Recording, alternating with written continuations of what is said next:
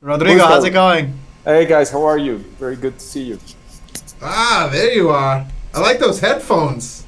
Well, you gotta keep with the beats thing. It's funny. We both have a pair. You actually, no, you don't have I the do. red ones. You No, don't have I got the black no. ones. You got the black ones. I like the red ones though. It's a stylish color for sure. Stylish. To be Rodrigo- totally honest, these are my wife's, so Honesty is perfect. Yeah, there we go. Rodrigo, thank you for joining us today. For those joining, can you give everyone a little background about who you are and what you do? So, first of all, thanks for inviting me to the show.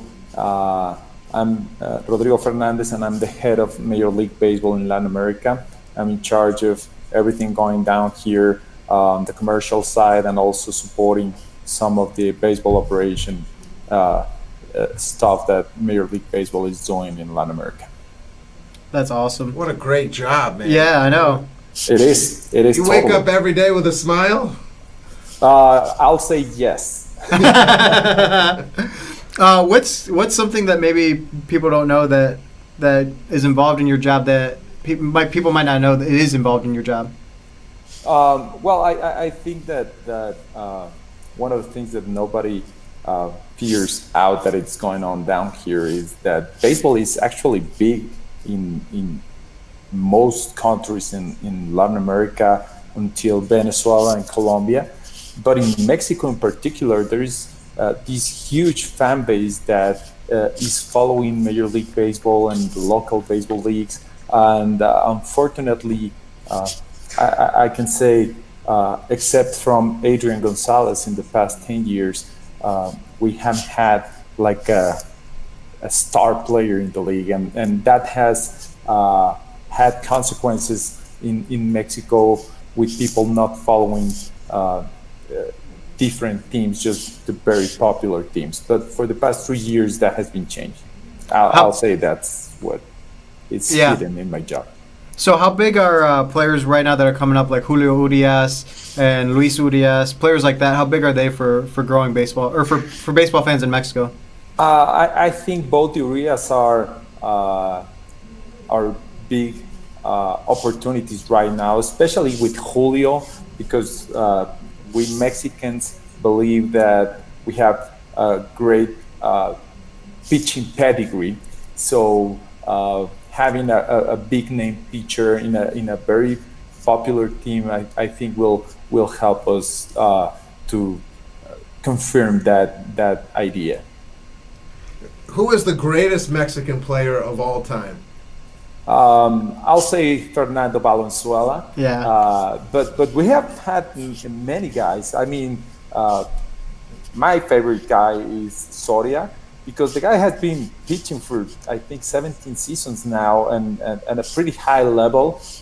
He had that Tommy John thing that basically cost him 2 seasons, but the guy it's delivering for almost 20 years. So I like him a lot. But obviously Fernando, he was like a national success with all the Fernando mania, and here in Mexico he's very well liked because he's a good guy. So always coming back to Mexico. So he's the best one. It would take a lot to get him off that pedestal, right? It would take somebody to get somebody a little bigger than when you have the name Fernando Mania, right? It just screams it all. That's right. Why, and everyone remembers where they were when it all started and all of his pitching performances. Yes, no, it's unbelievable, and many people when I have conversations about Fernando, and everybody's saying like, oh no, yeah, he's our only Hall of Famer, and I'm like, what are you talking about? He's not in the Hall of Fame. Yeah. Right. And people is surprised that he's not there. And then you start explaining that, let's say for the first half of the 80s, he was a monster, but then he was average, and then he had these injuries that basically avoid many good seasons from him.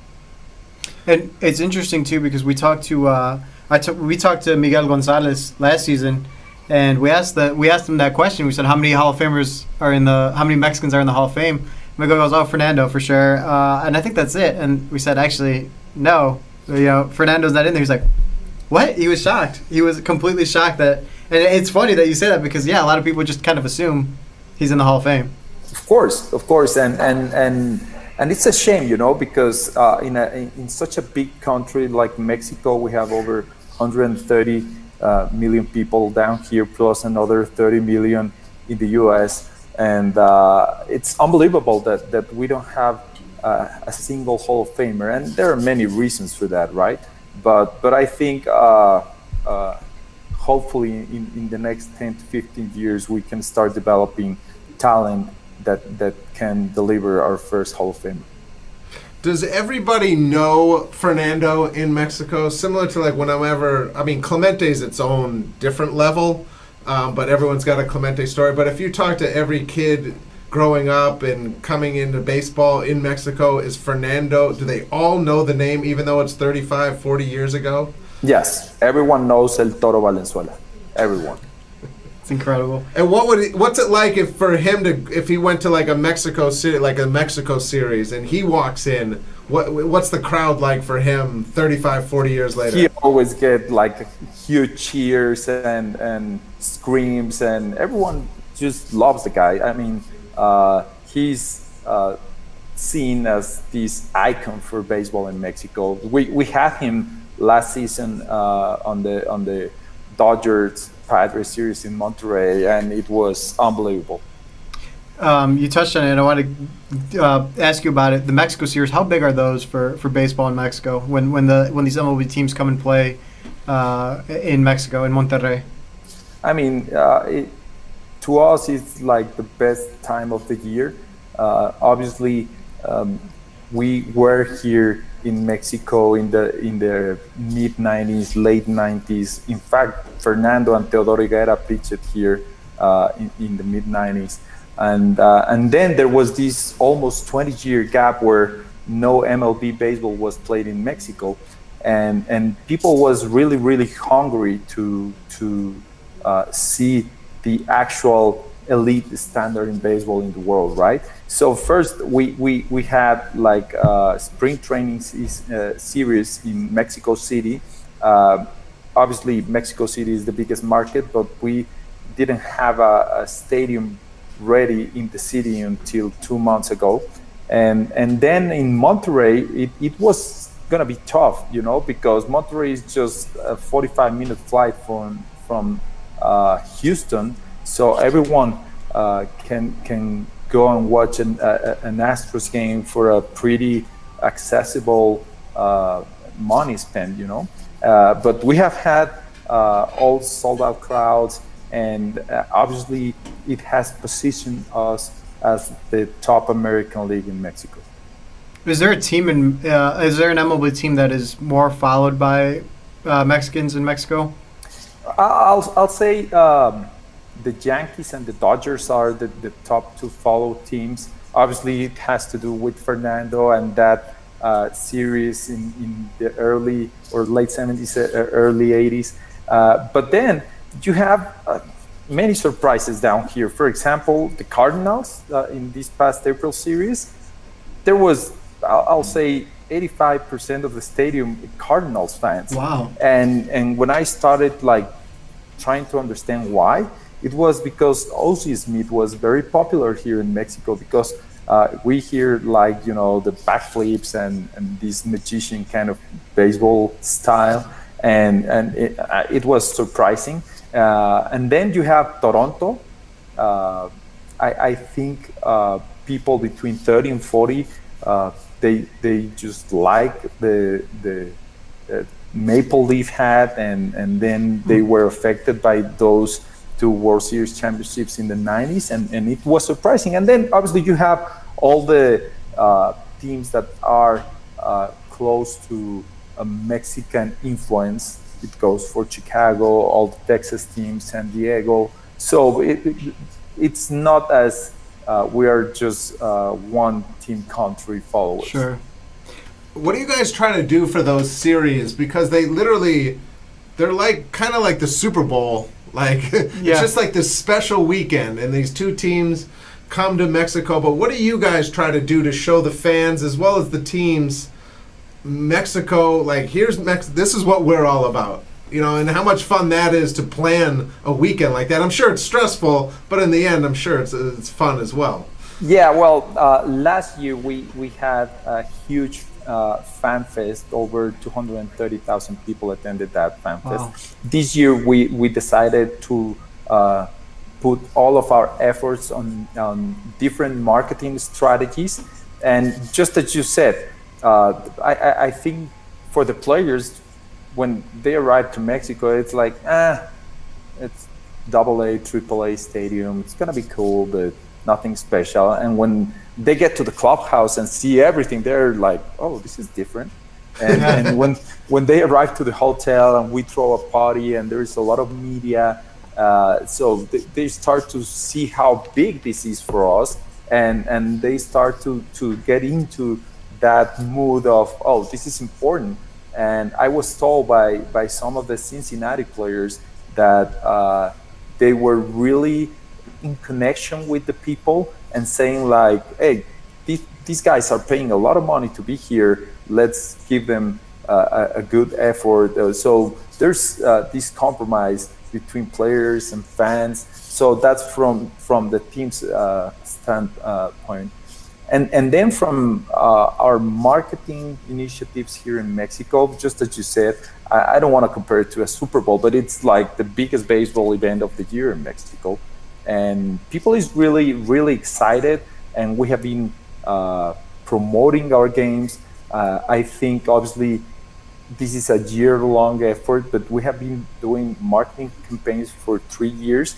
And you can see the ratings just climbing on our different broadcasters in the country. So this is just the culmination of all of those efforts.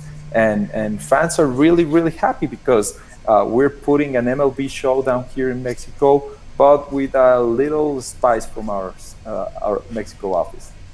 How big was Yasiel Puig? Because it looked like he was having a good time, and it seemed like the fans, at least on the TV side, it looked like the fans were having a good time watching him play. Yeah, just as I told you, 85% of the fans were Cardinals fans, but 100% of the fans were Yasiel's. He, the guy is a magnet. He has this charming personality. And on top of that, when he deflected Cuba, he came to Mexico. And it looks like he was very close to playing for the Mexican national team, and he's very grateful with the country and the fans. So that connection was really, really good. That's all. I didn't know that. What were the fans like for that series? Like, is there a lot of singing, a lot of chanting? Is it like a soccer feel? And how did the MLB players relate to that? I guess a lot of them play in the World Baseball Classic. So, but what was that like? So one of the things that we're doing differently down here in Mexico is trying to put, as I told you, a little Mexican flavor to the games. So if you're in the stadium, you're gonna get a mix of MLB experience, but also Mexican baseball experience, where there's music between pitches, and it's kind of weird at first for some of the players, but obviously the Latinos are getting into a more comfortable situation. They're smiling all the time, and all of a sudden everyone is feeling more relaxed, having fun. So that's one of the goals that we achieved down. That should be what all baseball should be. Yeah, exactly. We need you to be managing director of baseball stadiums everywhere. Well, I think that's where we're heading. I've talked to many people at MLB, and just our campaign, let the kids play. I think we're aiming in the right direction there. But obviously, being down here in Mexico, we have a lot more flexibility on doing crazy stuff like that. I want to ask you about, you mentioned you help manage all of Latin America, MLB in Latin America. How big is it this year having Edgar Martinez and Mariano Rivera be elected into the National Baseball Hall of Fame? Well, obviously, I think Mariano is just like the best success story that we can have, like 100% people voting him in, and then Edgar, that it's a very well liked guy. It's just the confirmation that in specific countries they're doing the right stuff, and obviously the American dream is possible for all of these players. That's awesome. Were you shocked to see Mariano Rivera get 100%? I mean, I'm a big Mariano fan, so I was hoping for him to be 100%. But obviously, you never know. Ken Griffey Jr., whom I think should have had 100% too, and he didn't. So there have been many players as capable as Mariano that didn't got it. So I wasn't shocked, but I wasn't expecting it. Now, we talked a lot about Mexico, but what do you have on board for the rest of Latin America?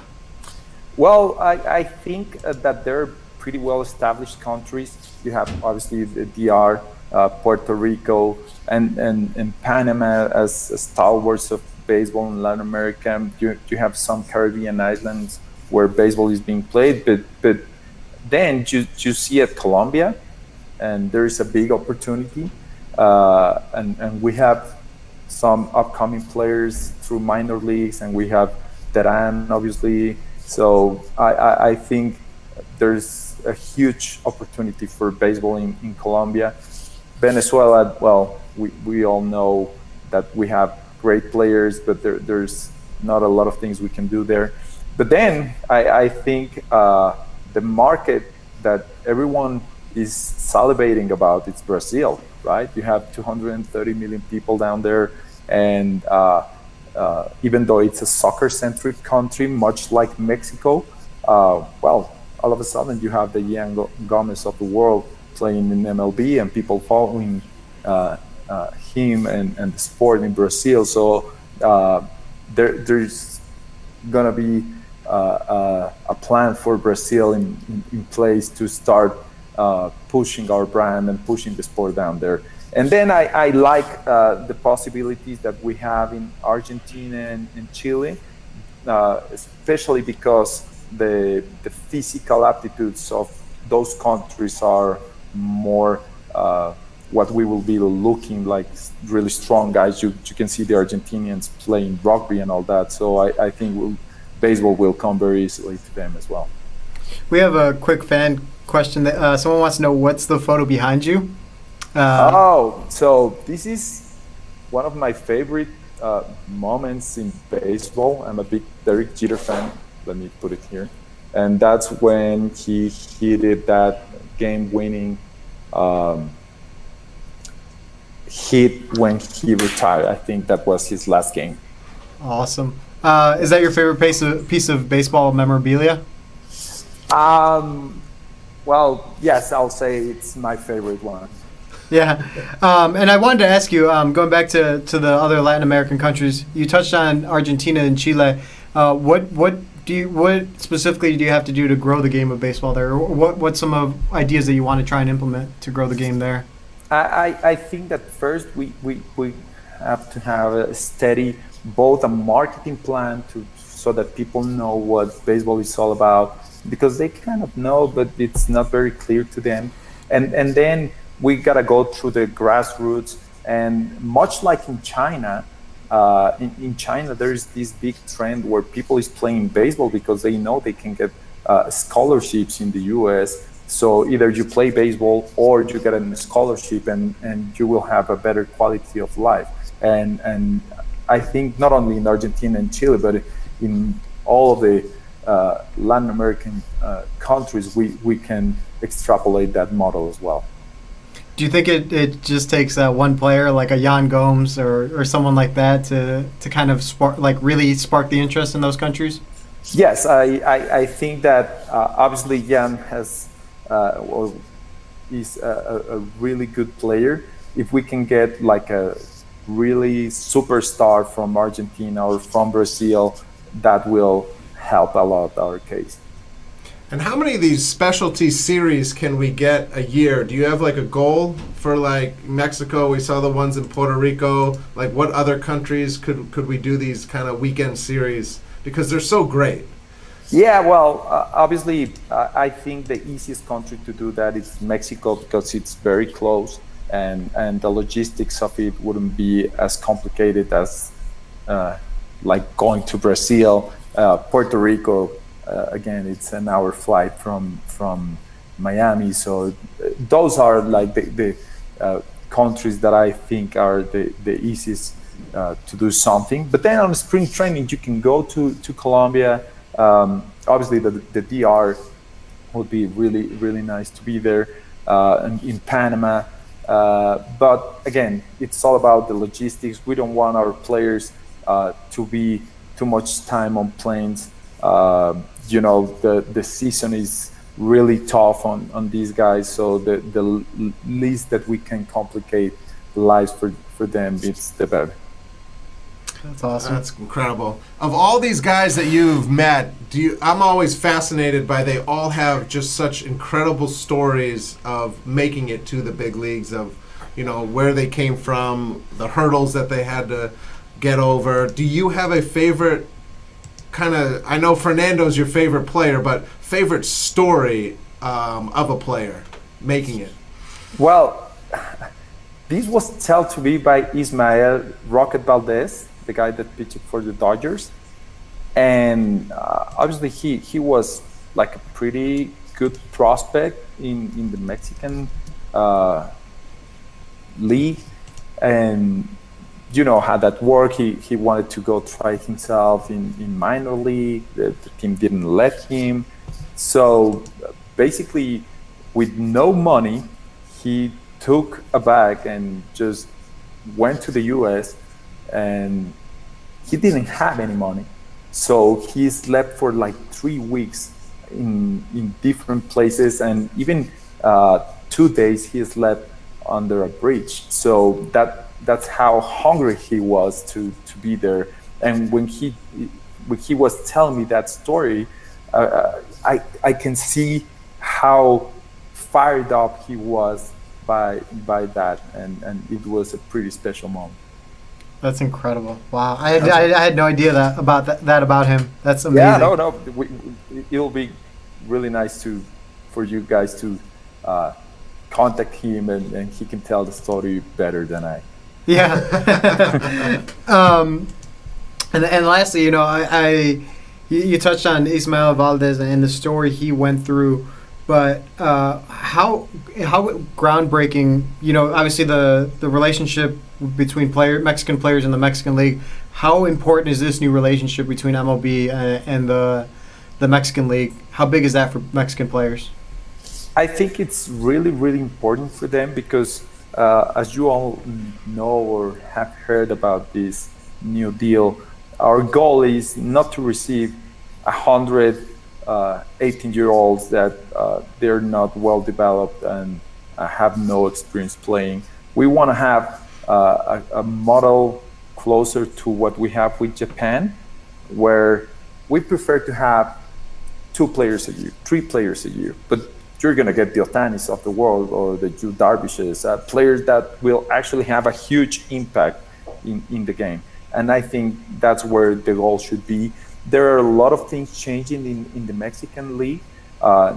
New owners with a vision that it's closer to what we believe it's the right thing to do, and that will help all the players to be in that position. Because currently there are not a lot of Mexican players playing in the Mexican League, and that's just ridiculous because it has put these owners in a position where they are paying too much money and they're not winning games. So it has been tough, but things are changing, fortunately for us.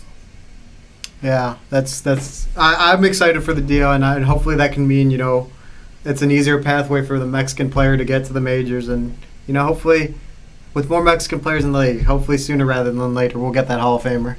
Hopefully, fingers crossed on that one.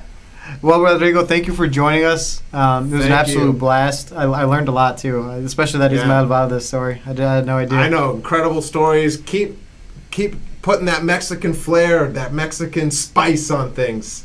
I love it. We're very excited of all the things that are going to be happening in the next 3 to 5 years down here in Mexico and Latin America. And you can see how we're pushing. You're going to see, well, for the people in LA, in the food fest, we also sent some Mexican stuff there. Yeah, it was food from the Sultanes. The Yes, Monterrey. I that's saw correct. that. It was a Mexican dog, I believe it was, wasn't it? Yes, that's correct. And hopefully in the next years we're going to have some Dominican food and Panamanian. I think the commitment of MLB to be a really global brand, it's really strong, and you're going to start to see really interesting stuff from all of us, especially from Latin America, I hope. And then the last question, because you touched on food, we do a lot of food at the ballparks. What's the craziest thing that you guys serve at the Mexico series? Well, there's not a lot of crazy. I was thinking about something weird like the crickets in Seattle, which would make sense in Mexico because that's actually a Mexican food. But at least at the Sultanes Stadium, there's not a single thing that I will call weird.